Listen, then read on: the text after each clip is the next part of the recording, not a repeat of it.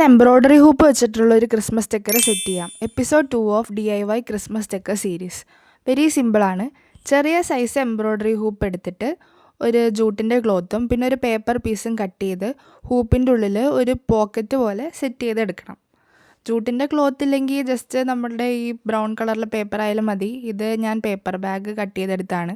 ഫ്രണ്ടിലും അത് തന്നെ വെച്ചാലും നല്ല ഭംഗിയുണ്ടാവും.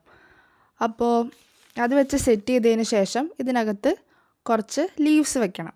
അപ്പോൾ പൈൻ ട്രീസിൻ്റെ ലീവ്സ് കിട്ടിയാൽ നല്ലതായിരിക്കും. എനിക്ക് അത് കിട്ടിയില്ല. ഞാൻ വീട്ടിലത്തെ ഈ ചെടിയുടെ ഇല എടുക്കാമെന്നാണ് വിചാരിച്ചത്. പക്ഷെ അതിൽ നന്നായിട്ട് എനിക്ക് ഇഷ്ടപ്പെട്ടത് ആർട്ടിഫിഷ്യൽ ലീവ്സാണ്.